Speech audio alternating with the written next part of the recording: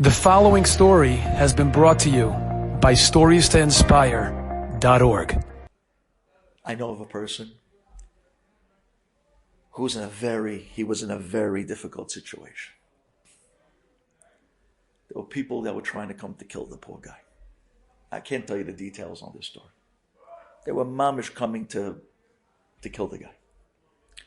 The guy was living in such fear that any minute it's all over. I can't tell you the story. A doctor from Israel shows up to shul, and he gets up by Sudat Shalishit, and he speaks about an organization that he has in Israel. I advocate for this organization here in America very much. And he talks about the organization known as Efrat. The doctor Nebuch, he passed away in COVID, this doctor, recently. Yeah, sister. Tzaddik. Tzaddik of a man. Tzaddik of a man. We brought him here in the shul a few times. He spoke by Sudat Shlishit. What's his organization? His organization, amazing people, they go around Israel and they convince all the, forgive me for talking on a very delicate topic, but all the single moms, if you know what I mean, all the single pregnant moms who are holding by lo aleinu lo alechem, ending the pregnancy, abortion, this organization convinces them not to abort, but rather to have the baby, and they'll help them. They found out that most of the time, when he was here, he told us this amazing percentage of very high number of mothers would like to have the baby. But because they're alone, because the father ditched, because they're alone, they're scared of the financial responsibility of having the child. And Memela, many times due to monetary concern, they're ready to end the pregnancy and abort. Forgive me for talking on this topic, but you need to hear this. So this organization goes and they raise money. They have warehouses and warehouses of every type of baby. You can name it, from baby formula to baby clothing to carriages to strollers. They have it all. And they bring the mother and they show her, look, we got you. All you got to do is love the baby. That's your job as a mommy. Be a mommy. Love the baby. We'll support you. And they give her for a certain amount of years, whatever the taksiv is. They give her formally, and they give her food, and then they give her even a few dollars, and they help her with different things, and they help her with insurance, and they help her, and they walk her through the process that encourages her. She's not alone.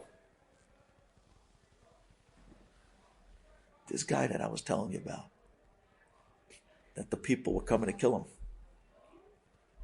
he happened to have been in shul that Shabbat. And he looked at me, and I looked at him, and we looked at each other, and I gave him the wink like, you read my mind. This is for you. You better sponsor one baby for $1,200.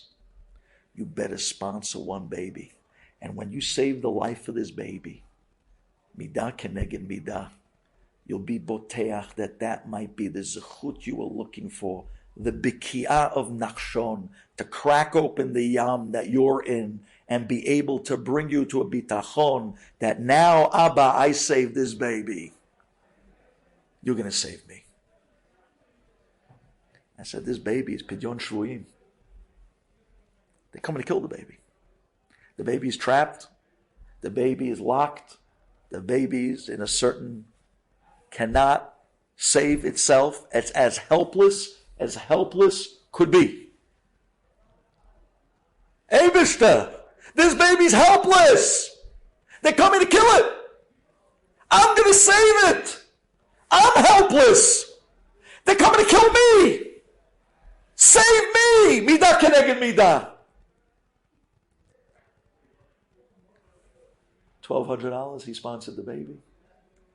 He got a bracha from the doctor who was here for his matzav that he was in. And from that point, he said, you're going to save me now. Now you're going to save me. I saved one of yours, you're going to save me. You're going to save me. He did the Bikiyah, he did Nachshon, and now he took the steps. Step by step, step by step, step by step.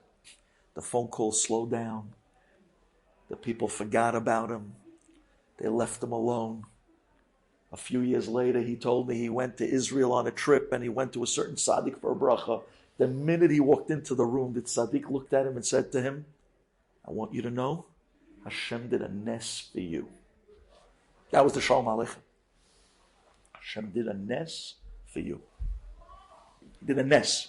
You'll never know the nes. You'll never see the nes. Because Hashem does not like doing open miracle. But I'm telling you, so the tzaddik told him, he says, behind the scenes, no one knows. Not even you know. Not even you know what happened. Not even you know what happened. But I do want to tell you, Hashem did you a nes. Because he stuck to the recipe of Yeshuot, of Kriyat Yam Suf. Enjoyed this story? Come again. Bring a friend. StoriesToInspire.org